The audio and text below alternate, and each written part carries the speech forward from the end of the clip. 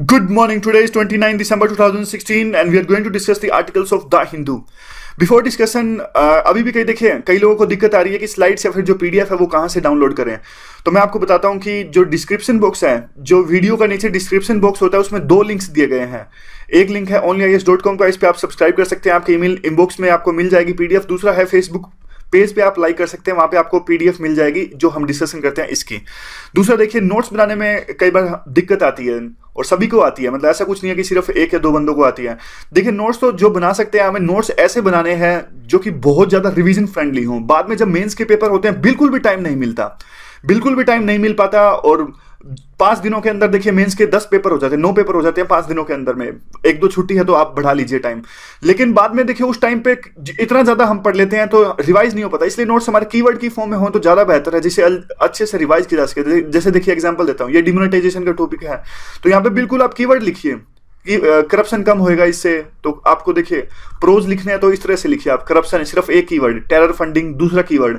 आगे तो देखिए इतने मैच्योर तो हम है ही हैं कि शुरू में आपको दिक्कत आ सकती है कि कैसे कीवर्ड को रिलेट करना है। जो सिर्फ जिसने अभी तैयारी स्टार्ट करी है 1-2 महीना, अगर आपने 3-4 महीने भी तैयारी कर ली है तो ये कीवर्ड से आप सारा कुछ समझ जाओगे। करप्शन कैसे कम होएगा, टेरर फंडिंग कैसे कम होगी। और एक कीवर्ड हमारी पूरी की पूरी लाइनें हैं, वहां पे एग्जामिनर मेंस में देखते ही कीवर्ड हैं। अगर आपको आपकी आंसर में करप्शन कहीं ना कहीं दिख गया तो वो पूरा समझ जाते हैं कि इन्होंने करप्शन के बारे में लिखा है। तो इस तरह से सिर्फ कीवर्ड की फॉर्म में नोट्स बनाएंगे तो ज्यादा बेहतर रहेगा, रिवीजन अच्छे से हो जाएगी। और ज्यादा जो है देखिए मटेरियल बिल्कुल डाउनलोड मत करिए ज्यादा। देखिए टेलीग्राम से कुछ मतलब हम सभी में कमजोरी होती है, किसी एक बंदे में नहीं, हम सब में कमजोरी होती है कि टेलीग्राम से मटेरियल डाउनलोड कर लिया, किसी वेबसाइट से मटेरियल डाउनलोड कर लिया। तो ऐसा बिल्कुल मत करिए, क्योंकि बाद में ना तो रिवाइज हो पाता है, बहुत ज्यादा टाइम वेस्ट हो जाता है हमारा। देखिए जिस चीज की जरूरत है आपको ये पेपर क्लियर करने के लिए, वो है डिटर्मिनेशन, वो है विल पावर, वो है एक स्ट्रॉन्ग इच्छा शक्ति, दृढ़ निश्चय। वो तो कहीं ना तो किसी टेलीग्राम से डाउनलोड किया जा सकता है, ना ही किसी मार्केट से खरीदा जा सकता है। मंजिल उन्हीं को मिलती है जिनके सपनों में जान होती है, पंख से कुछ नहीं होता, हौसलों में उड़ान होती है। तो आज की हम डिस्कशन स्टार्ट करते हैं। आज कौन कौन से आर्टिकल डिस्कस करने लायक हैं। देखिए जो पहला ये आर्टिकल है वो है पॉलिटिक्स से रिलेटेड, या कोई यूज नहीं है इसका यूपीएससी में। और दूसरा ये आर्टिकल है देखिए पर्ल हार्बर में गए हैं, थोड़ा सा इसका कंटेक्स्ट डिस्कस करने लायक है। अदरवाइज कुछ ऐसा काम का है नहीं, लेकिन थोड़ा सा हम इसे डिस्कस करेंगे वर्ल्ड हिस्ट्री के कंटेक्स्ट से। जो नीचे का आर्टिकल है ये तो कोई काम का है ही नहीं, पॉलिटिक्स से रिलेटेड है। ये इजराइल के खिलाफ में जो रेजोल्यूशन पास हुआ था उसके रिगार्डिंग आर्टिकल है। तो जो भी इसमें इंपॉर्टेंट पॉइंट्स है हम निकाल कर डिस्कस करेंगे। नोटबंदी से रिलेटेड ये आर्टिकल है, 2-3 जो इंपॉर्टेंट पॉइंट है उसे डिस्कस कर लेंगे, बाकी काम का नहीं है। और जो ये नीचे वाला आर्टिकल है ये सोसाइटी का काफी इंपॉर्टेंट आर्टिकल है। इंटर मैरिज, ये सर्वे हुआ था इंटरकास्ट जो मैरिज होती है उसके बारे में। ये जो आर्टिकल है ये बॉलीवुड से रिलेटेड आर्टिकल है, वो जो बॉलीवुड की सॉफ्ट पावर है या फिर जो इसमें लेकुनस हैं, जो हमारा रीजनलिज्म यानी बाकी के आसपास के जो हमारे पड़ोसी देश हैं उनके कल्चर को ये ज्यादा एनकरेज नहीं करता। इस प्रकार से हम इसे डिस्कस करेंगे। इसके अलावा हम इकोनॉमिक्स टाइम्स के भी 1-2 आर्टिकल डिस्कस करेंगे। तो देखिए जो ये नीचे वाला आर्टिकल है उसके बारे में डिस्कस कर लेते हैं। पर्ल हार्बर में गए थे अभी जापान के प्रेसिडेंट। पर्ल हार्बर में आपको पता होगा कि सेकंड वर्ल्ड वॉर के दौरान में पर्ल हार्बर पर अटैक किया था जापान ने, उसी के साथ में यूएस ने सेकंड वर्ल्ड वॉर में शामिल होने की घोषणा कर दी थी। तो वर्ल्ड हिस्ट्री के कंटेक्स्ट में इंपॉर्टेंट हो सकता है, लेकिन इस आर्टिकल में जिसमें ज्यादा फोकस किया गया है वो लीडर्स पर फोकस किया गया था। जैसे ओबामा पर फोकस किया गया है, जापान के प्राइम मिनिस्टर पर फोकस किया गया है। बाकी जो इवेंट्स हैं जो हमारे आंसर्स में हमें लिखनी है, इवेंट्स पर ज्यादा फोकस नहीं किया गया, इसलिए ज्यादा इंपॉर्टेंट नहीं है। फिर भी जो भी इंपॉर्टेंट है हमें डिस्कस कर लेते हैं। प्रीलिम के हिसाब से ये लोकेशंस काफी इंपॉर्टेंट हो जाती है। पर्ल हार्बर कहाँ है, ये देखिए पर्ल हार्बर यहाँ है। कहाँ है ढूंढ लेता हूँ एक सेकंड, यहाँ है, हवाई में है ये पर्ल हार्बर। तो यहाँ पे देखिए ये कनाडा है और ये यूएस है और यहाँ पे ऑस्ट्रेलिया, यहाँ पे अपना भारत। तो इस तरह से ये लोकेशंस आप देख लेना, काफी इंपॉर्टेंट है। तो थोड़ा देखिए आपको एक कंटेक्स्ट बता देता हूँ, इवेंट्स बता देता हूँ ताकि हिस्ट्री में आपको समझ में आ जाएगा। देखिए जब सेकंड वर्ल्ड वॉर हुआ था तो 3 देश एक साथ थे जिनको एक्सिस पावर्स भी कहते हैं, जापान, जर्मनी और इटली। ये एक साथ मिलकर लड़ रहे थे। और दूसरी तरफ से फ्रांस, इंग्लैंड और रशिया और छोटे मोटे और भी देश थे, ये मेन थे। तो एक तरह से इन तीनों का गठबंधन था, जापान का, जर्मनी का और इटली का। ये एक्सिस पावर्स थे। और दूसरा देखिए यूएस ने शुरू में एक न्यूट्रल अप्रोच अपनाई। यूएस ने हथियार वगैरह तो बेचे इंग्लैंड को और फ्रांस को, और मोरली वो इन्हीं के साथ था यूएस, लेकिन फिर भी ये वार में शामिल नहीं हुआ शुरू में। ना तो इन्होंने कुछ लड़ाई लड़ी, ना कुछ ऐसा कुछ किया जो कि डायरेक्ट रूप से वार में शामिल होने वाला हो। तो क्या हुआ देखिए, जापान काफी कारण बचाए जाते हैं। जापान ने क्या किया, एक पर्ल हार्बर जो था, एक वहां पे आइलैंड था, वहां पर अटैक किया इन्होंने। जो ये पर्ल हार्बर आइलैंड था वो यूएसए का था, और वहां पे इनके सारे के सारी जो नेवल पावर या फिर एयर पावर तैनात थी यूएस की सारी नहीं, मतलब काफी एयरक्राफ्ट वगैरह और काफी चीजें तैनात थी यहाँ पे। तो जापान को लगा कि एक प्रीएम्प्टिव अटैक कर देते हैं। जापान को लगा कि यूएस कल को हमारे ऊपर अटैक ना कर दे, हम पहले से ही इन पे अटैक कर देते हैं। और भी काफी कारण बताए जाते हैं। हिस्ट्री तो देखिए हमेशा कंट्रोवर्शियल होती है। कोई कहेगा कि उस टाइम पे जापान के अटैक करने का ये कारण था, डर था। कोई कहेगा कि तेल लेना चाहते थे, कोई कुछ भी कहेगा। लेकिन कुल मिला के अटैक कर दिया जापान ने यूएस के पर्ल हार्बर टापू पर। उसके बाद में क्या हुआ, जो यूएस वो पहले वार में शामिल नहीं था, इस अटैक के बाद में यूएस ने भी घोषणा कर दी कि हम भी वर्ल्ड वार 2 में शामिल होते हैं, और एक्सिस पावर यानी जापान, जर्मनी और इटली के खिलाफ में। और यही सबसे बड़ी देखिए एक वो बहुत इंपॉर्टेंट मूवमेंट थी सेकेंड वर्ल्ड वार की। क्योंकि देखिए पहले ये पिछड़ रहे थे, इंग्लैंड और रशिया और फ्रांस थे, ये मिलकर वार लड़ रहे थे, ये पिछड़ रहे थे। यूएस के वार लड़े जाने के साथ में ही एकदम से ये हावी हो गए। मतलब यूएस के पावर उस टाइम पे काफी अच्छी थी, एक तरह से यूएस उस टाइम पर काफी पावर अर्जित कर चुका था। तो यहां पे देखिए, तो एक तो इवेंट ये होगी, आपको याद रखना जो इस आर्टिकल में डिस्कस किया है, कि जापान ने अटैक किया पर्ल हार्बर पर, काफी लोग मारे गए थे यूएस के वहां पे, काफी इनकी जो वहां पे इंफ्रास्ट्रक्चर था वो तहस नहस हो गया था। बाद में यूएस ने वार में शामिल होने की घोषणा करी, ये स्ट्रॉन्ग हो गए तीनों के तीनों थे। यूएस इंग्लैंड का जो ग्रुप था ये स्ट्रॉन्ग हो गया। बाद में देखिए जैसे ही वर्ल्ड वार ऑलमोस्ट खत्म हो चुका था, तो यूएस ने न्यूक्लियर बॉम्ब से अटैक किया जापान की 2 सिटीज पर, जिनका नाम था हिरोशिमा एंड नागासाकी।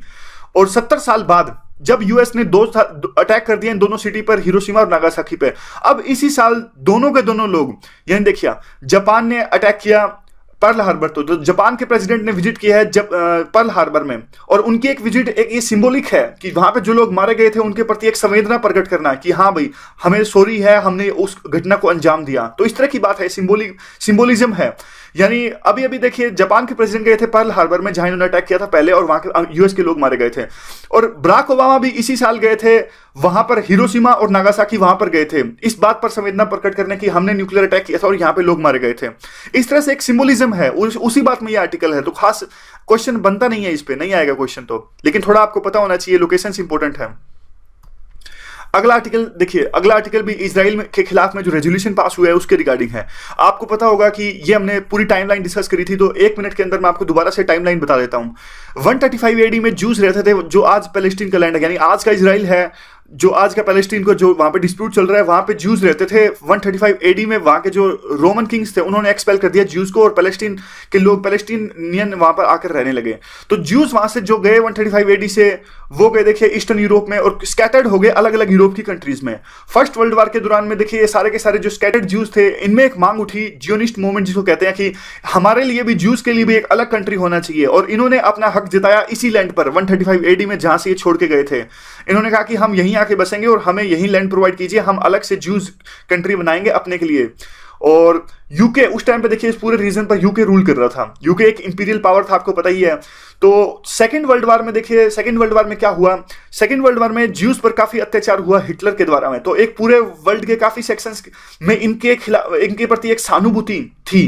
तो इसीलिए बाद में क्या हुआ, एक इंग्लैंड ने भी इनकी मांग को सपोर्ट किया और काफी ज्यूज भारी संख्या में आने लगे इस लैंड पर। फिर उसके बाद में क्या हुआ, यूएन ने 2 पार्ट्स में डिवाइड कर दिया।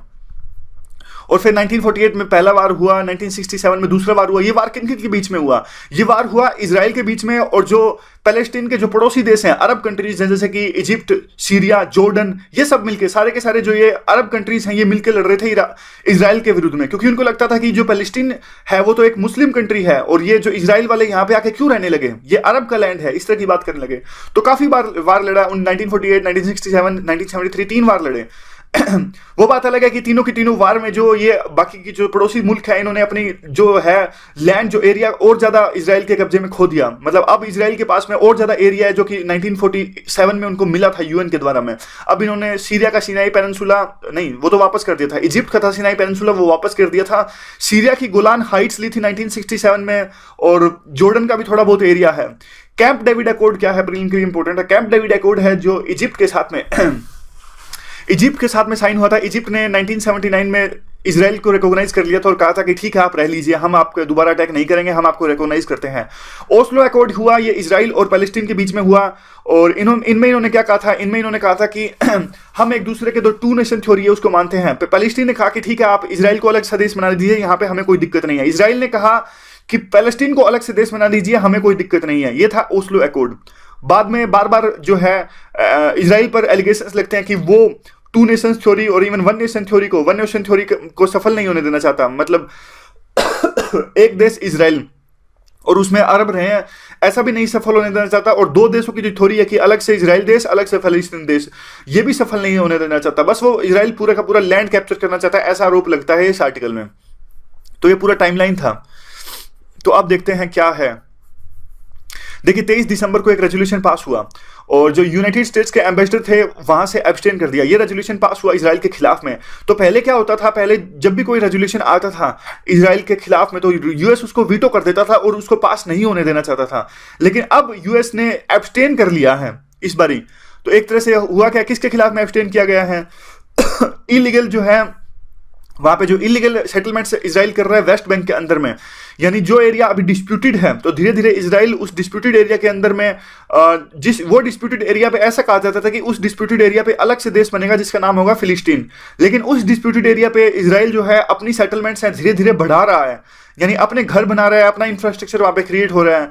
अगर अब इजराइल का इंफ्रास्ट्रक्चर वहां पे क्रिएट हो जाएगा तो कल को वहां पे इजराइल का ही हक ज्यादा होगा, इस तरह से वो सोच रहे हैं। दूसरा, इजराइल पे आरोप लगता है कि वो वहां पे पॉपुलेशन ट्रांसफर भी धीरे धीरे कर रहे हैं, यानी उस लैंड पे अब फिलहाल रहते हैं जो अरब, जो ये मुस्लिम्स हैं, पैलेस्टीन के लोग हैं, वो वहां पे रहते हैं। लेकिन इजराइल क्या कर रहा है, धीरे धीरे पॉपुलेशन ट्रांसफर कर रहा है वहां पर। तो एक तरह से डेमोग्राफी चेंज करने की कोशिश है। ये जब रेजोल्यूशन आया था यूएन में तो इजराइल ने इजिप्ट को प्रेशराइज किया और कहा कि आप इसे वापस ले लीजिए। उन्होंने तो वापस ले लिया और यूएस को भी उन्होंने कहा कि आप वीटो कर दीजिए, लेकिन यूएस ने वीटो नहीं किया बल्कि ये एब्सटेन कर गए। और किन के द्वारा लाया गया था? ये इनके द्वारा लाया गया था, मलेशिया, न्यूजीलैंड, वेनेजुला और सेनेगल, इन्होंने स्पॉन्सर किया था। और देखिए जो एम्बेसडर है, अब यही बात है, एम्बेसडर ने ये होप किया था कि अब जो इस रेजोल्यूशन पास होने के बाद में जो टू स्टेट सॉल्यूशन है, यानी कि दो स्टेट बन जाए वहां पे, एक इजराइल एक पैलेस्टीन, वो मांग है दो नेशंस बनाने की उस लैंड पर, वो उस मांग को बल मिलेगा, ऐसा कह रहे हैं चाइना के एम्बेसडर ये रेजोल्यूशन पास होने के बाद में। तो इसके रिपरकशंस क्या क्या है? देखिए रिपरकशंस तो ये है कि चलो यूएन में रेजोल्यूशन पास हुआ कोई बात नहीं, लेकिन एक आईसीसी है, इंटरनेशनल क्रिमिनल कोर्ट, ये रोमन स्टैच्यू जो था 1998 में, उसके बाद में इसका गठन किया गया था 2001 में। उसके बाद में हमने ये भी डिस्कस किया था कि कैसे कई कंट्रीज जैसे कि रशिया इंटरनेशनल क्रिमिनल कोर्ट से बाहर आ गए और कैसे ये इंटरनेशनल क्रिमिनल कोर्ट पर भी आरोप लगता है कि सिर्फ ये साउथ अफ्रीका के कंट्रीज को ही इन पे ही इनका जोर चलता है, बाकी के दूसरे देश हैं इन पर ये कुछ नहीं कहते। इवन यूएस, इंडिया और इन्होंने तो जो इंटरनेशनल क्रिमिनल कोर्ट है इस ट्रीटी को साइन भी नहीं किया था, यानी कोई भी हमारे खिलाफ वहां पे नहीं जा सकता। मतलब जाएगा तो देखिए हम इसे मानेंगे नहीं क्योंकि हम इसके मेंबर है ही नहीं इंटरनेशनल क्रिमिनल कोर्ट के। दूसरा क्या है, अब जो इजराइल के खिलाफ में जो रेजोल्यूशन पास हुआ है, तो देखिए अब इजराइल को यह डर लगता है कि अब यहां से थोड़ा कंटेक्स्ट देखिए आप क्या हुआ था। अब क्या हुआ था, जो वहां पे जो पैलेस्टीन है वो इंटरनेशनल क्रिमिनल कोर्ट में गया हुआ है इजराइल के खिलाफ में। जो पैलेस्टीन ने कहा कि इजराइल हमारे खिलाफ में अत्याचार करता है और हम पे ब्लॉकेड करता है, ब्लॉकेड मतलब रास्ता रोक देना ताकि जरूरी जो है वस्तुएं ना मिले, बमबारी करता है हमारे अंदर में, इस तरह की बातें कहीं पैलेस्टीन ने इंटरनेशनल क्रिमिनल कोर्ट में जाकर इजराइल के खिलाफ में। तो इंटरनेशनल क्रिमिनल कोर्ट ने क्या किया, एक जो लेडी मेंबर है उनका उसके रूप में एक कमेटी का गठन किया। यहाँ पे देखिए ये लेडी मेंबर का नाम ये है बेनसुदा, लेकिन कोई इंपॉर्टेंट नहीं है। इस कमेटी का गठन किया एक मेंबर रूपी, और जो ये लेडी मेंबर है इन्होंने कहा कि देखिए जब तक यूएन सिक्योरिटी काउंसिल से सिग्नल नहीं मिलेगा तब तक हम आईसीसी है वो फर्दर डीप इन्वेस्टिगेशन नहीं करेंगे।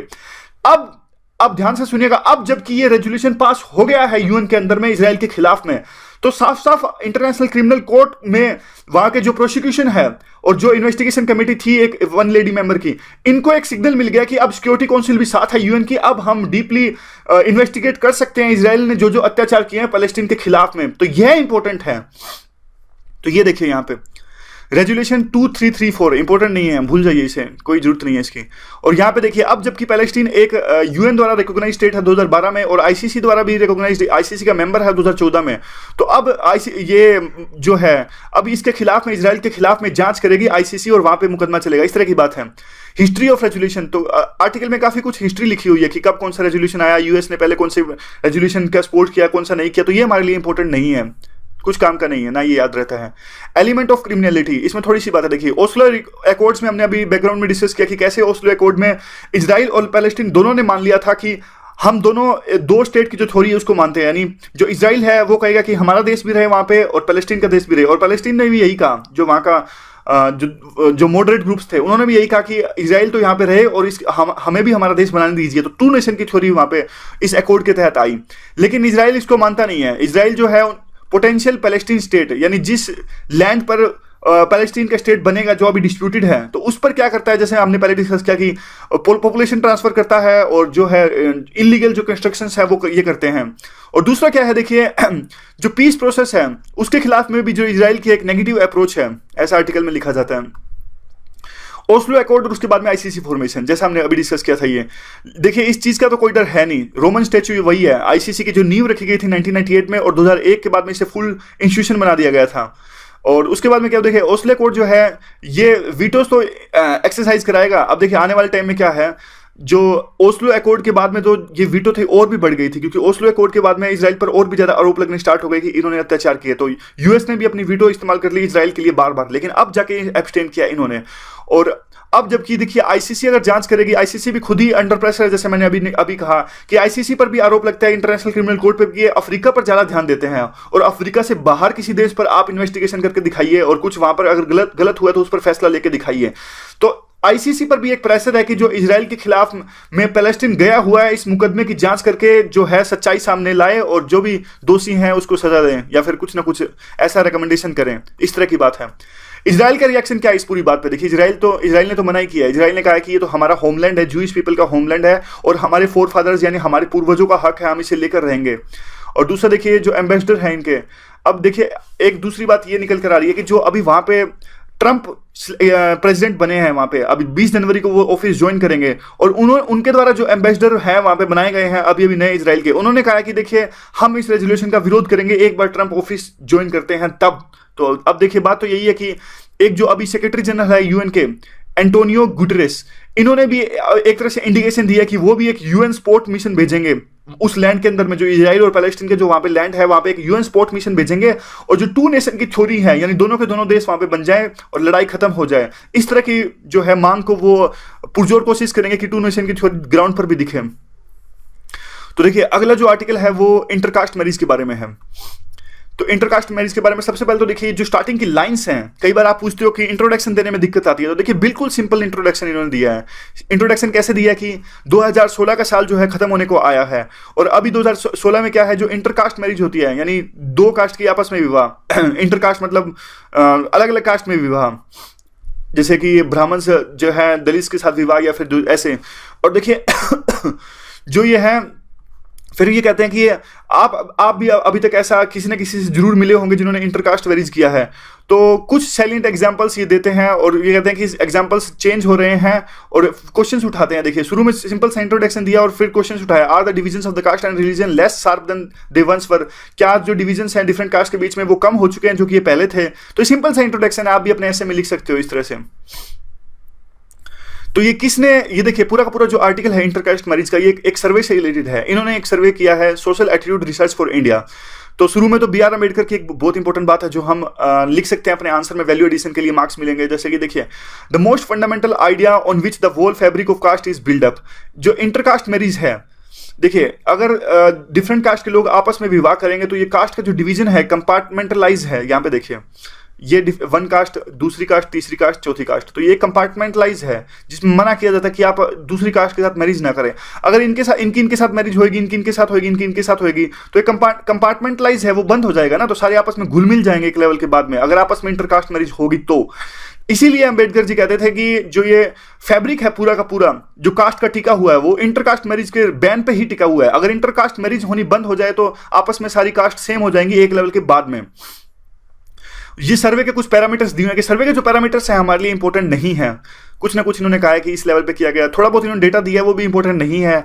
जैसे कि एग्जांपल बताता हूं आपको, 50% जो नॉन शेड्यूल कास्ट थे उन्होंने दिल्ली में कहा कि इस बात की बात कही कि वो अपोज करेंगे अगर कोई हमारा बच्चा या फिर हमारा रिश्तेदार दलित से शादी करता है तो हम विरोध करेंगे इस बात का। और यह जो आंकड़ा था 70% था उत्तर प्रदेश के अंदर में। तो ये आंकड़े की याद रखने की जरूरत नहीं है कितने परसेंट लोगों ने क्या कहा, ये तो ना तो हमें याद रहेगा बाद में और ना ही कोई, तो इसलिए इनको तो छोड़ ही दीजिए आप। और भी काफी डेटा इन्होंने दिया है। जो डेटा है इस तरह का वो एक सर्वे पे आधारित है, कोई प्राइवेट सा एनजीओ है ये, और इस तरह के डेटा कभी भी इंपॉर्टेंट नहीं होते।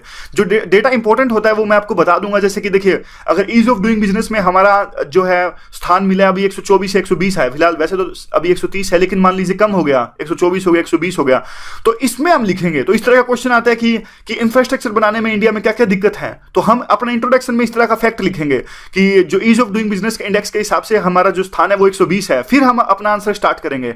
तो इस तरह से हम डेटा को यूज करेंगे, ऐसे कुछ भी डेटा नहीं, बेकार का डेटा नहीं। मैं आपको बता दूंगा जब भी इंपॉर्टेंट डेटा आएगा। तो ओपोजिशन कैसे है, ओपोजिशन कैसे हो रहा है इंटरकास्ट मैरिज का, तो यहाँ पे देखिए खाप, देखिए आपने देखा होगा कि खाप पंचायत से डिफरेंट स्टेट्स के अंदर में जो है अपनी कास्ट से विरुद्ध जाकर जो मैरिज करते हैं उनका विरोध करते हैं। लेकिन अर्बन सिटीज में अब यह जो सिचुएशन है वो बदल रही है। अर्बन सिटीज में वो जो लोग अभी आ रहे हैं वो इस आइडिया के बिल्कुल you can say that favour में आप कह सकते हैं, वो इस बात को ज्यादा इररिलेवेंट लेते हैं कि कोई अगर वो जिससे वो मैरिज करने जा रहे हैं वो किस कास्ट का है, यानी एक एजुकेशन का इस पे ज्यादा प्रभाव है लास्ट में जिससे लिखते हैं।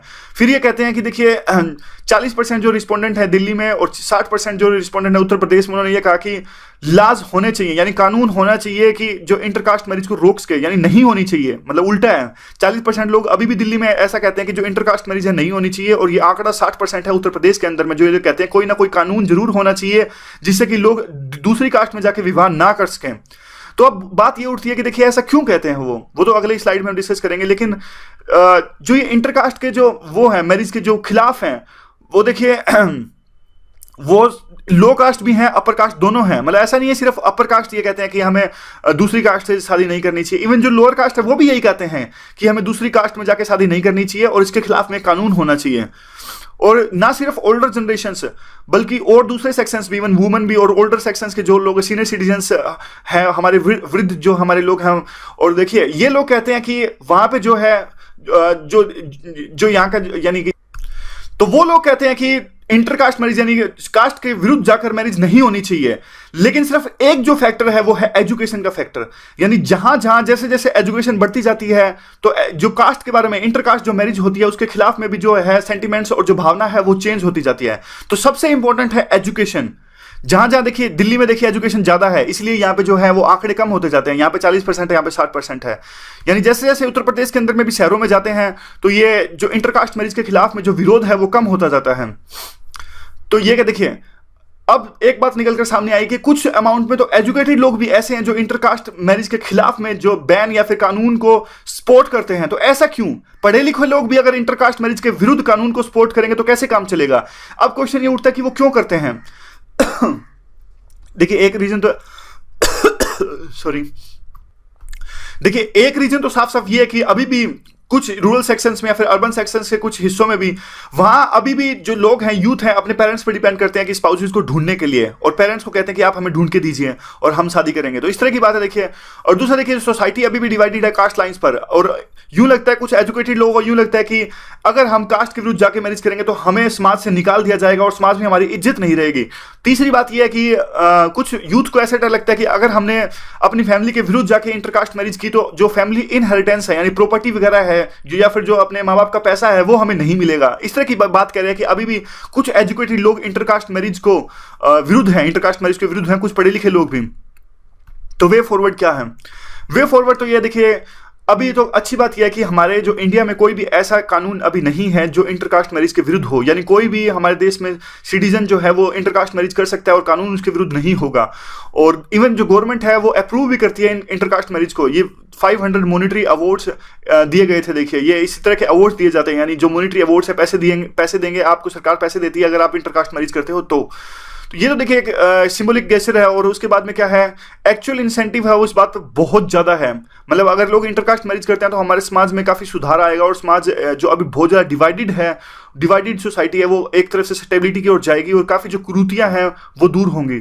और गवर्नमेंट को अभी जितना कर रही है उससे बहुत ज़्यादा करना चाहिए। होता क्या है प्रैक्टिस में, इवन जो कोर्ट के ऑफिशियल्स हैं, कोर्ट के ऑफिशियल्स या फिर कोर्ट के जो ऑफिसर हैं, ये लोग क्या करते हैं, वहाँ पे जो कपल इंटरकास्ट मैरिज करने जाता है उनको डराता धमकाता है, और एक तरह से उनकी जो ओपिनियन है वो इंटरकास्ट मैरिज करने के विरुद्ध लाने की कोशिश करता है कि आप मैरिज ना करिए। इस तरह की बात ही लिखते हैं आर्टिकल के अंदर में।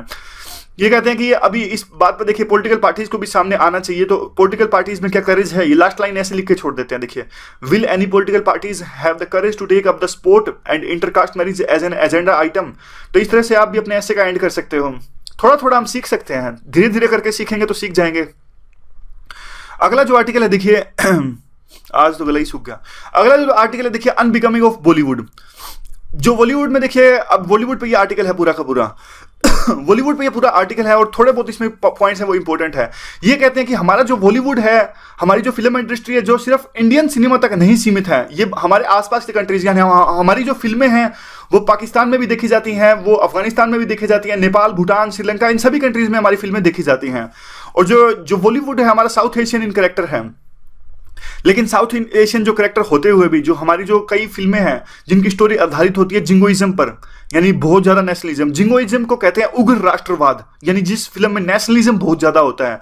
इवन हमारी कई फिल्में जिसमें नेशनलिज्म बहुत ज्यादा होता है, फिर भी हमारी फिल्में देखी जाती हैं दूसरे कंट्रीज में, आसपास के देशों में। लेकिन ऐसा नहीं है कि सिर्फ नेशनलिज्म भरा हुआ है। कुछ हमारी जो फिल्में काफी वैसे भी होती हैं जो अच्छे रिलेशंस को सपोर्ट करते हैं, जैसे कि बजरंगी भाईजान सलमान खान की मूवी आई थी जिसमें दो कंट्रीज के जो आपस की जो स्टोरी थी उसको दिखाया गया था, इंडिया और पाकिस्तान की। और फिर ये कहते हैं कि जब भी कोई वार क्राई होती है, यानी जब वार के बादल गहराते हैं दोनों देशों के रिलेशन के बीच में, तो जो मूवीज हैं उनका काफी विरोध होता है। और जो एक्टर्स हैं जो एक दूसरे के देश में जाते हैं परफॉर्म करने के लिए और मूवीज में काम करने के लिए, जैसे पाकिस्तान के एक्टर आते हैं हमारे देश के अंदर में, हमारे एक्टर्स आते हैं वहां पे, जब भी वार के बादल लहराते हैं तो जो इनका एक्टर्स का और मूवीज का विरोध होना स्टार्ट हो जाता है। तो जो फैब्रिक है वो इतना ज्यादा मजबूत नहीं है। फिर ये एग्जांपल देते हैं, जैसे करण जौहर की मूवी थी अभी आई थी ऐ दिल है मुश्किल, उसमें फवाद खान थे, फवाद खान का विरोध हुआ था काफी ज्यादा। महाराष्ट्र नवनिर्माण सेना राज ठाकरे की इन्होंने विरोध किया था, तो फवाद खान को झुकना पड़ा था। उन्होंने ट्वीट में जारी किया था, उन्होंने कहा था कि ग्रेट एक्सपीरियंस रहा इंडिया में काम करना। तो इस तरह की बात है। फिर ये आर्टिकल में लिखने के कहते हैं कि आजकल की जो मूवीज हैं एनआरआई पर बहुत डिपेंड करती हैं पैसा कमाने के लिए। जैसे कि जो हमारे एनआरआईज हैं दूसरे कंट्रीज के अंदर में, ये काफी कुछ पैसा कमा के देते हैं।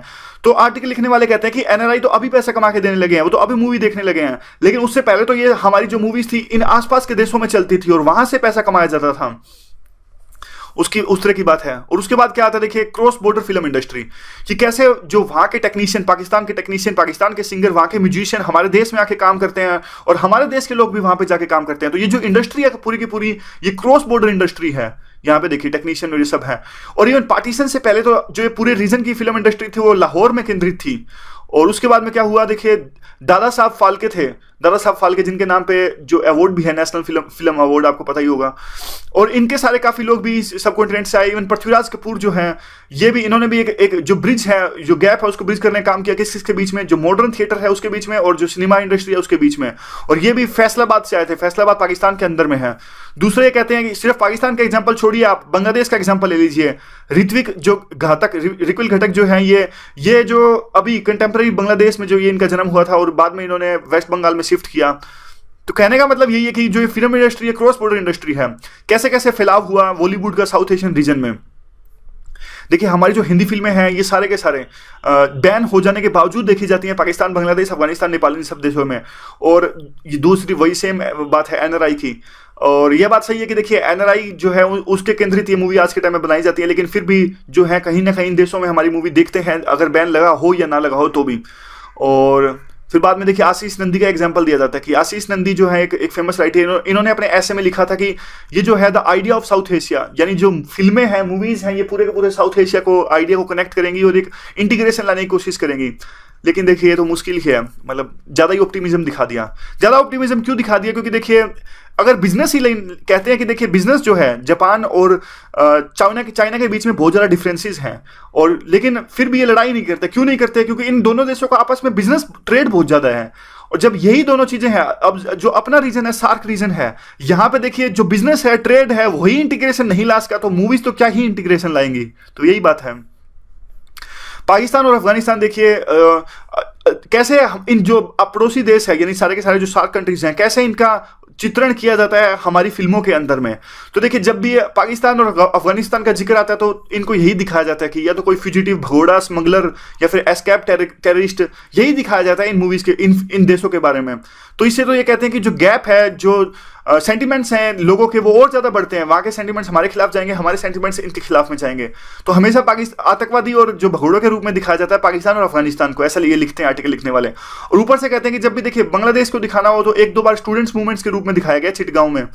और जो स्टोरी टेलर्स हैं और फिर कहते हैं क्राइसिस ऑफ इमेजिनेशन, जो क्राइसिस ऑफ इमेजिनेशन होए पड़े, यानी कुछ भी इमेजिन ही नहीं कर पा रहे हैं कैसे दूसरे अपने पड़ोसी मुल्क को दिखाना है अपनी फिल्मों के अंदर में। ये कह रहे हैं श्रीलंका और मालदीव को जब भी दिखाना होता है तो बस सॉन्ग की शूटिंग वहां पे होते हैं, यानी गानों के अंदर में जो भी लोकेशंस मिलती हैं, बस इसीलिए बस तभी इनको श्रीलंका और मालदीव की जो इंपॉर्टेंट लोकेशंस है तब दिखाया जाता है, सिर्फ गानों के अंदर में।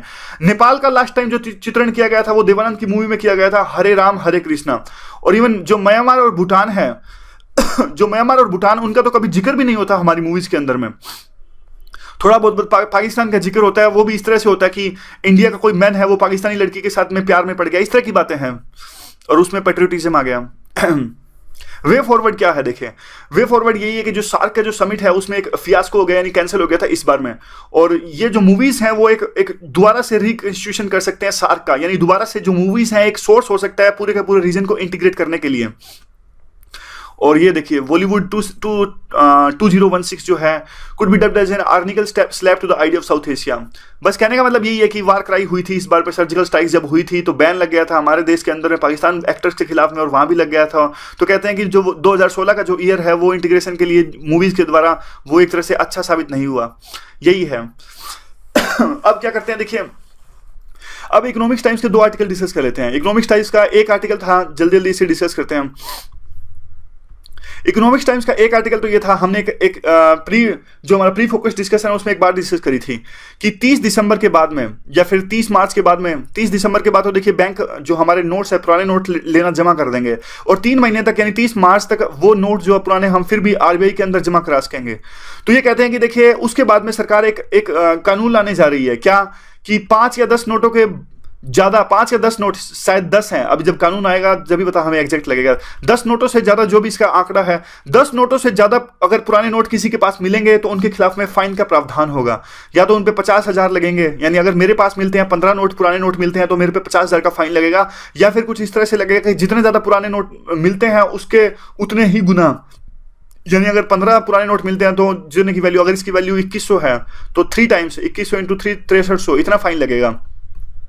तो इस तरह की बात है। कहने का मतलब यह है कि पुराने नोट अब हम नहीं रख सकते 30 मार्च के बाद में, और अगर हम रखते हैं तो हम पे फाइन लगाएगी सरकार। तो अब इकोनॉमिक्स टाइम्स का जो एडिटोरियल है इसमें इस बात का विरोध किया गया। वो कहते हैं कि देखिए जो लोग, कईयों को करेंसी जमा करने का शौक होता है, पुराने नोट जमा करने का शौक होता है, और उसके लिए ये काफी घातक सिद्ध हो सकता है। और कहते हैं कि 10 नोट ही क्यों, ज्यादा क्यों नहीं। अब कहते हैं कि देखिए कई बार तो कई लोग कैसे नोट जमा करते हैं, एक आगे वाला पोर्शन एक पीछे वाला पोर्शन, और एक नोट अलग अलग टाइप का हो सकता है, अलग अलग कलर का हो सकता है, और अलग अलग जो गवर्नर के सिग्नेचर हो सकते हैं। तो कई लोगों को जो नोट जमा करते हैं तो वो इन सब चीजों को देखते हुए ज्यादा से ज्यादा अलग से अलग नोट को जमा करने की कोशिश करते हैं। तो ये तो बेकार की चीज है जो गवर्नमेंट लाने की कोशिश कर रही है। और ये कहते हैं कि देखिए गवर्नमेंट का तो मतलब ये था ना कि अगर पुराने नोट आप इसलिए जमा ना कर सके क्योंकि ये ब्लैक मनी है और आपने जमा नहीं कराया, लेकिन ब्लैक मनी तो वो है, तो देखिए वो तो ऑलरेडी उनके लिए और ज्यादा कानून भी तो है, तो इसको नोट ज्यादा रखने के से होगा क्या। तो फिर ये कहते हैं कि लास्ट में कि जो वैसे भी सरकार और आरबीआई ने काफी सारे जो अपने फैसले हैं वो वापस ले लिए हैं, तो उम्मीद है कि ये भी फैसला सरकार वापस ले लेगी। एक जो देखिए इकोनॉमिक्स टाइम्स में जो दूसरा इंपॉर्टेंट आर्टिकल था वो था यूएन के बारे में था। यूएन में देखिए अभी ट्रंप ने एक बात कही है यूएन में, और ट्रंप ने कहा है कि यूएन जो है वो एक एडहॉक बॉडी है, कुछ नहीं है, पॉलिसी पैरालिसिस इसमें है, और ये सिर्फ एक क्लब्स है आने का। लोग यहाँ पे आते हैं, मिलते हैं, जो दूसरे सभी देशों के प्रेसिडेंट्स या प्राइम मिनिस्टर जो भी हैं, प्रीमियर्स हैं, आते हैं, मिलते हैं, बातें करते हैं और चले जाते हैं। सिर्फ एक क्लब के तौर पे यूएन है। तो उसी के रिगार्डिंग ये आर्टिकल है, क्या यूएन की जो रेलेवेंस है वो खत्म हो रही है। तो एडिटोरियल में ये लिखते हैं कि जो यूएन की रेलेवेंस है बिल्कुल खत्म नहीं हो रही है। फिलहाल पूरे वर्ल्ड में यूएन एक ऐसा इंस्टीट्यूशन है जो कोई डिसीजन ले पाने में सक्षम है। हालांकि ये बात बिल्कुल सही है कि इसमें काफी सुधार की आवश्यकता है। जैसे कि सिक्योरिटी काउंसिल मान लीजिए आप, सिर्फ 5 देशों को मिली हुई है सिक्योरिटी काउंसिल, और इसमें अफ्रीका की कोई रिप्रेजेंटेशन नहीं है जो परमानेंट सिक्योरिटी काउंसिल है, और जो 5 देशों के पास में वीटो है। अफ्रीका की रिप्रेजेंटेशन कुछ नहीं है, साउथ अमेरिका की रिप्रेजेंटेशन नहीं है, और हमारे अब जैसे देखिए अब जो इंग्लैंड और फ्रांस थे जब ये यूएन बनी थी तब तो देखिए स्ट्रॉन्ग कंट्री थे। अब जो ये थे यूके और फ्रांस, अब तो ये इतने स्ट्रॉन्ग नहीं है। अब तो इंडिया ने काफी कुछ तरक्की कर ली है, तो इंडिया भी एक बहुत ज्यादा दावेदार है यूएन में परमानेंट सिक्योरिटी काउंसिल के, उसमें परमानेंट सीट के लिए। और ये कहते हैं कि देखिए अब बहुत सारी ऐसी दिखते हैं, अब जैसे कि अब जो टेररिज्म है, आईएसआईएस जैसे जो टेरर ऑर्गेनाइजेशंस बन के आ रही हैं, और दूसरा देखिए जो ये है क्लाइमेट चेंज है या फिर साइबर सिक्योरिटी है। अब बहुत सारी ऐसी चीजें हैं जो दो देश मिलकर नहीं कर सकते, इसके लिए एक वर्ल्ड इंस्टीट्यूशन का होना बहुत जरूरी है। इसीलिए जो यूएन की रेलेवेंस है वो आज भी कम नहीं हुई है, और नई से नई जो है चीजें, नई से नई जो एविल्स हैं हमारे विश्व में उभर रही हैं, और उनको काउंटर करने के लिए एक प्लेटफॉर्म जरूर होना चाहिए विश्व के अंदर, जिसपे सभी देशों के लोग मिलकर आ सके, बैठ सकें और डिसाइड कर सकें। क्योंकि आज एक देश में कुछ होता है तो सिर्फ वो देश उससे प्रभावित नहीं होता, दूसरे देश भी उससे प्रभावित होते हैं। अब आईएसआईएस का एग्जांपल ले लीजिए आप। आईएसआईएस में देखिए, आईएसआईएस आया सीरिया के अंदर, क्या सीरिया उससे सिर्फ प्रभावित रहा? नहीं, अब वो गया इराक में भी गया उसके बाद में, अब यूरोप के देशों में, यूएस में भी आईएसआईएस के अटैक्स होने लगे हैं। तो इस तरह की चीजें जैसे टेररिज्म है उसको काउंटर करने के लिए यूएन जैसे इंस्टीट्यूशन का होना बहुत जरूरी है। तो बस यही आज की डिस्कशन है। Thank you very much for discussion. Politics से रिलेटेड या कोई यूज नहीं है इसका यूपीएससी में। और दूसरा ये आर्टिकल है, देखिए पर्ल हार्बर में गए हैं, थोड़ा सा इसका कंटेक्स्ट डिस्कस करने लायक है, अदरवाइज कुछ ऐसा काम का है नहीं, लेकिन थोड़ा सा हम इसे डिस्कस करेंगे वर्ल्ड हिस्ट्री के कंटेक्स्ट से। जो नीचे का आर्टिकल है ये तो कोई काम का है ही नहीं, पॉलिटिक्स से रिलेटेड है।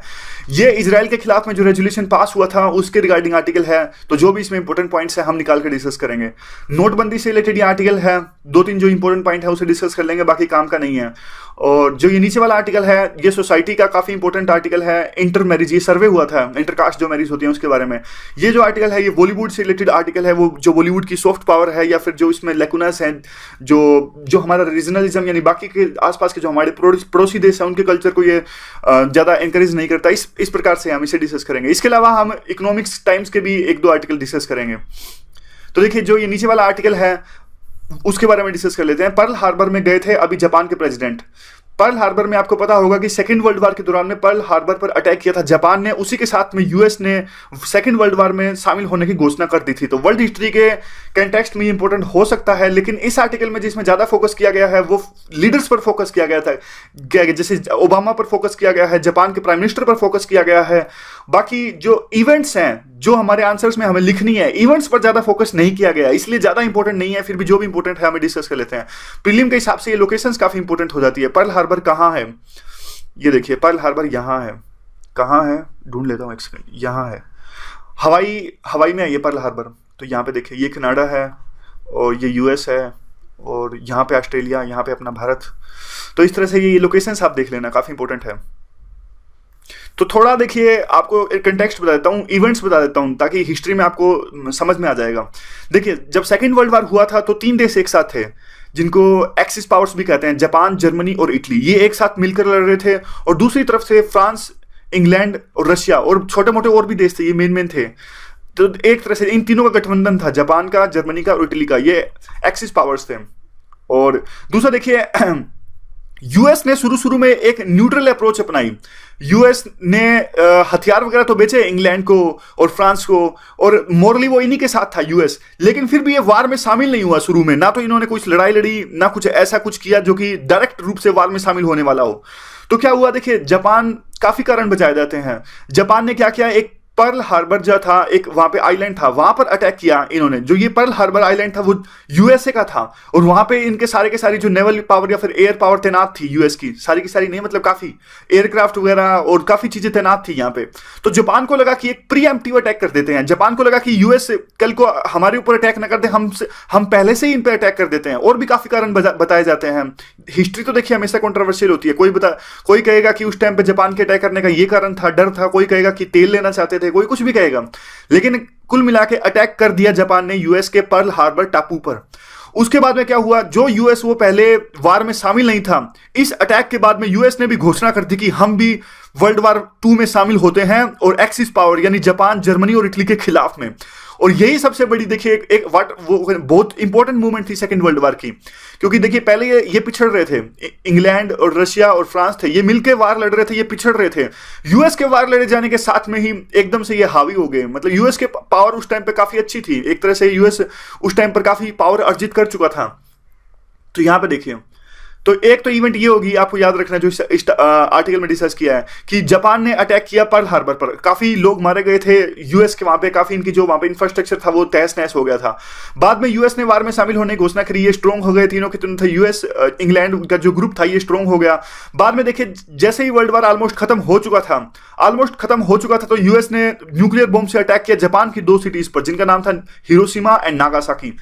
और 70 साल बाद जब यूएस ने दो अटैक कर दिया इन दोनों सिटी पर, हिरोशिमा और नागासाकी पे, अब इसी साल दोनों के दोनों लोग, यानी देखिए जापान ने अटैक किया पर्ल हार्बर, तो जापान के प्रेसिडेंट ने विजिट किया है जब पर्ल हार्बर में, और उनकी एक विजिट एक ये सिंबॉलिक है कि वहां पे जो लोग मारे गए थे उनके प्रति एक संवेदना प्रकट करना कि हाँ भाई हमें सॉरी है, हमने उस घटना को अंजाम दिया। तो इस तरह की बात है, सिंबोलिज्म है। यानी अभी अभी देखिए जापान के प्रेसिडेंट गए थे पर्ल हार्बर में जहां इन्होंने अटैक किया था पहले, और वहां के यूएस के लोग मारे गए थे, और बराक ओबामा वो वापस कर दिया था। सीरिया की गोलान हाइट्स ली थी 1967 में, और जॉर्डन का भी थोड़ा बहुत एरिया है। कैंप डेविड अकॉर्ड क्या है, प्रीलिम के लिए इंपॉर्टेंट है। कैंप डेविड अकॉर्ड है जो इजिप्ट के साथ में इजिप्ट के साथ में साइन हुआ था। इजिप्ट ने 1979 में इजराइल को रिकॉग्नाइज कर लिया था और कहा था कि ठीक है आप रह लीजिए, हम आपको दोबारा अटैक नहीं करेंगे, हम आपको रिकॉग्नाइज करते हैं। ओस्लो अकॉर्ड हुआ, ये इजराइल और पैलेस्टीन के बीच में हुआ, और इनमें इन्होंने क्या कहा था, इनमें इन्होंने कहा था कि हम एक दूसरे के जो टू नेशन थ्योरी है उसको मानते हैं। पैलेस्टीन ने कहा कि ठीक है आप इजराइल को अलग सा देश बना दीजिए, यहाँ पे हमें कोई दिक्कत नहीं है। इजराइल ने कहा कि पैलेस्टीन को अलग से देश बना दीजिए, हमें कोई दिक्कत नहीं है। ये था ओस्लो अकॉर्ड। बाद में बार बार जो है इजराइल पर एलिगेशंस लगते हैं कि वो टू नेशन थ्योरी और इवन वन नेशन थ्योरी को सफल नहीं होने देना चाहता। मतलब एक देश इजराइल और उसमें अरब रहे हैं, ऐसा भी नहीं सफल होने देना चाहता, और दो देशों की जो थ्योरी है कि अलग से इजराइल देश अलग से फलस्तीन देश, ये भी सफल नहीं होने देना चाहता। बस वो इजराइल पूरा का पूरा लैंड कैप्चर करना चाहता है, ऐसा आरोप लगता है इस आर्टिकल में। तो ये पूरा टाइमलाइन था। तो अब देखते हैं क्या है। देखिए 23 दिसंबर को एक रेजोल्यूशन पास हुआ, और जो यूनाइटेड स्टेट्स के एम्बेसडर थे वहां से एब्सटेन कर दिया। ये रेजोल्यूशन पास हुआ इजराइल के खिलाफ में। तो पहले क्या होता था, पहले जब भी कोई रेजोल्यूशन आता था इजराइल के खिलाफ में तो यूएस उसको वीटो कर देता था और उसको पास नहीं होने देना चाहता था। लेकिन अब यूएस ने एब्सटेन कर लिया है इस बारी। तो एक तरह से हुआ क्या, किसके खिलाफ में एब्सटेन किया गया है इलीगल जो है वहां पे जो इलीगल सेटलमेंट्स इजराइल कर रहा है वेस्ट बैंक के अंदर में, यानी जो एरिया अभी डिस्प्यूटेड है, तो धीरे धीरे इजराइल उस डिस्प्यूटेड एरिया के अंदर में वो डिस्प्यूटेड एरिया पे ऐसा कहा जाता था कि उस डिस्प्यूटेड एरिया पे अलग से देश बनेगा जिसका नाम होगा फिलिस्तीन। लेकिन उस डिस्प्यूटेड एरिया पे इजराइल जो है अपनी सेटलमेंट्स है धीरे धीरे बढ़ा रहा है, यानी अपने घर बना रहा है, अपना इंफ्रास्ट्रक्चर वहां पे क्रिएट हो रहा है। अगर अब इजराइल का इंफ्रास्ट्रक्चर वहां पे क्रिएट हो जाएगा तो कल को वहां पे इजराइल का ही हक ज्यादा होगा, इस तरह से वो सोच रहे हैं। दूसरा, इजराइल पे आरोप लगता है कि वो वहां पे पॉपुलेशन ट्रांसफर भी धीरे धीरे कर रहे हैं, यानी उस लैंड पे अब फिलहाल रहते हैं जो अरब जो ये मुस्लिम्स हैं, पैलेस्टीन के लोग हैं, वो वहां पे रहते हैं। लेकिन इजराइल क्या कर रहा है, धीरे धीरे पॉपुलेशन ट्रांसफर कर रहा है वहां पर। तो एक तरह से डेमोग्राफी चेंज करने की कोशिश है। ये जब रेजोल्यूशन आया था यूएन में तो इजराइल ने इजिप्ट को प्रेशराइज किया। इसी साल गए थे वहां पर, हिरोशिमा और नागासाकी वहां पर गए थे इस बात पर संवेदना प्रकट करने की हमने न्यूक्लियर अटैक किया था और यहां पे लोग मारे गए थे। इस तरह से एक सिंबोलिज्म है, उसी बात में ये आर्टिकल है। तो खास क्वेश्चन बनता नहीं है, इस पे नहीं आएगा क्वेश्चन तो, लेकिन थोड़ा आपको पता होना चाहिए, लोकेशन इंपॉर्टेंट है। अगला आर्टिकल देखिए, अगला आर्टिकल भी इजराइल के खिलाफ में जो रेजोल्यूशन पास हुआ है उसके रिगार्डिंग है। आपको पता होगा कि ये हमने पूरी टाइमलाइन डिस्कस करी थी, तो 1 मिनट के अंदर मैं आपको दोबारा से टाइमलाइन बता देता हूं। 135 एडी में जूस रहते थे, जो आज पैलेस्टीन का लैंड है, यानी आज का इजराइल है, जो आज का पैलेस्टीन को जो वहां पे डिस्प्यूट चल रहा है, वहां पे ज्यूज रहते थे। 135 एडी में वहां के जो रोमन किंग्स थे उन्होंने एक्सपेल कर दिया ज्यूज को, और पैलेस्टीन के लोग पैलेस्टीनियन वहां पर आकर रहने लगे। तो ज्यूज वहां से जो गए 135 एडी से, वो गए देखिए ईस्टर्न यूरोप में और स्कैटर्ड हो गए अलग अलग यूरोप की कंट्रीज में। फर्स्ट वर्ल्ड वॉर के दौरान में देखिए ये सारे के सारे जो स्कैटर्ड ज्यूज थे, इनमें एक मांग उठी जियोनिस्ट मूवमेंट जिसको कहते हैं कि हमारे लिए भी, ज्यूज के लिए भी एक अलग कंट्री होना चाहिए, और इन्होंने अपना हक जताया इसी लैंड पर 135 एडी में जहां से ये छोड़ के गए थे। इन्होंने कहा कि हम यहीं आके बसेंगे और हमें यहीं लैंड प्रोवाइड कीजिए, हम अलग से ज्यूज कंट्री बनाएंगे अपने के लिए। और यूके उस टाइम पे देखिए इस पूरे रीजन पर यूके रूल कर रहा था। यूके एक इंपीरियल पावर था, आपको पता ही है। तो सेकंड वर्ल्ड वॉर में देखिए, सेकंड वर्ल्ड वॉर में क्या हुआ, सेकंड वर्ल्ड वॉर में ज्यूज पर काफी अत्याचार हुआ हिटलर के द्वारा में। तो एक पूरे वर्ल्ड के काफी सेक्शंस में इनके खिलाफ, इनके प्रति एक सहानुभूति थी। तो इसीलिए बाद में क्या हुआ, एक इंग्लैंड ने भी इनकी मांग को सपोर्ट किया और काफी ज्यूज भारी संख्या में आने लगे इस लैंड पर।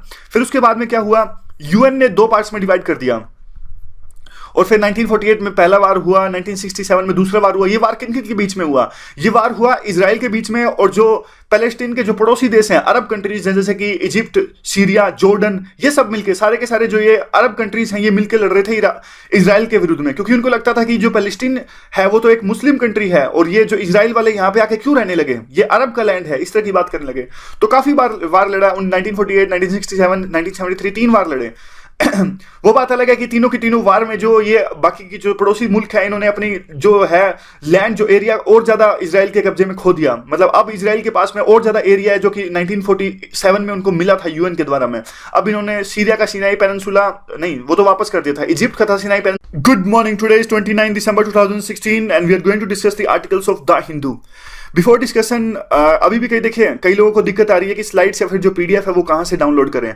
तो मैं आपको बताता हूँ कि जो डिस्क्रिप्शन बॉक्स है, जो वीडियो का नीचे डिस्क्रिप्शन बॉक्स होता है उसमें 2 लिंक्स दिए गए हैं। एक लिंक है onlyis.com का, इस पे आप सब्सक्राइब कर सकते हैं, आपके ईमेल इनबॉक्स में आपको मिल जाएगी पीडीएफ। दूसरा है फेसबुक पेज पे आप लाइक कर सकते हैं, वहां पे आपको पीडीएफ मिल जाएगी जो हम डिस्कशन करते हैं इसकी। दूसरा देखिए, नोट्स बनाने में कई बार दिक्कत आती है और सभी को आती है, मतलब ऐसा कुछ नहीं है कि सिर्फ 1 या 2 बंदों को आती है। देखिए नोट्स तो जो बना सकते हैं, हमें नोट्स ऐसे बनाने हैं जो कि बहुत ज्यादा रिवीजन फ्रेंडली हों। बाद में जब मेंस के पेपर होते हैं बिल्कुल भी टाइम नहीं मिलता, बिल्कुल भी टाइम नहीं मिल पाता। और 5 दिनों के अंदर देखिए मेंस के 10 पेपर हो जाते हैं, 9 पेपर हो जाते हैं 5 दिनों के अंदर में। 1-2 छुट्टी है तो आप बढ़ा लीजिए टाइम, लेकिन बाद में देखिए उस टाइम पे इतना ज्यादा हम पढ़ लेते हैं तो रिवाइज नहीं हो पाता। इसलिए नोट्स हमारे कीवर्ड की फॉर्म में हो तो ज्यादा बेहतर है, जिसे अच्छे से रिवाइज किया जा सके। जैसे देखिए एग्जांपल देता हूं, ये डिमोनेटाइजेशन का टॉपिक है तो यहाँ पे बिल्कुल आप कीवर्ड लिखिए कि करप्शन कम होएगा इससे। तो आपको देखिए प्रोज लिखने हैं तो इस तरह से लिखिए आप, करप्शन सिर्फ एक कीवर्ड, टेरर फंडिंग दूसरा कीवर्ड। आगे तो देखिए इतने मैच्योर तो हम है ही हैं कि शुरू में आपको दिक्कत आ सकती है कि कैसे कीवर्ड को रिलेट करना है। जो सिर्फ जिसने अभी तैयारी स्टार्ट करी है 1-2 महीना, अगर आपने 3-4 महीने भी तैयारी कर ली है तो ये कीवर्ड से आप सारा कुछ समझ जाओगे, करप्शन कैसे कम होएगा, टेरर फंडिंग कैसे कम होएगी। और एक कीवर्ड हमारी पूरी की पूरी लाइनें हैं, वहां पे एग्जामिनर मेंस में देखते ही कीवर्ड हैं। अगर आपको आपकी आंसर में करप्शन कहीं ना कहीं दिख गया तो वो पूरा समझ जाते हैं कि इन्होंने करप्शन के बारे में लिखा है। तो इस तरह से सिर्फ कीवर्ड की फॉर्म में नोट्स बनाएंगे तो ज्यादा बेहतर रहेगा, रिवीजन अच्छे से हो जाएगी। और ज्यादा जो है देखिए मटेरियल बिल्कुल डाउनलोड मत करिए ज्यादा। देखिए टेलीग्राम से कुछ मतलब हम सभी में कमजोरी होती है, किसी एक बंदे में नहीं, हम सब में कमजोरी होती है कि टेलीग्राम से मटेरियल डाउनलोड कर लिया, किसी वेबसाइट से मटेरियल डाउनलोड कर लिया। तो ऐसा बिल्कुल मत करिए, क्योंकि बाद में ना तो रिवाइज हो पाता है, बहुत ज्यादा टाइम वेस्ट हो जाता है हमारा। देखिए जिस चीज की जरूरत है आपको ये पेपर क्लियर करने के लिए, वो है डिटर्मिनेशन, वो है विल पावर, वो है एक स्ट्रॉन्ग इच्छा शक्ति, दृढ़ निश्चय। वो तो कहीं ना तो किसी टेलीग्राम से डाउनलोड किया जा सकता है, ना ही किसी मार्केट से खरीदा जा सकता है। मंजिल उन्हीं को मिलती है जिनके सपनों में जान होती है, पंख से कुछ नहीं होता, हौसलों में उड़ान होती है। तो आज की हम डिस्कशन स्टार्ट करते हैं। आज कौन कौन से आर्टिकल डिस्कस करने लायक हैं। देखिए जो पहला ये आर्टिकल है वो है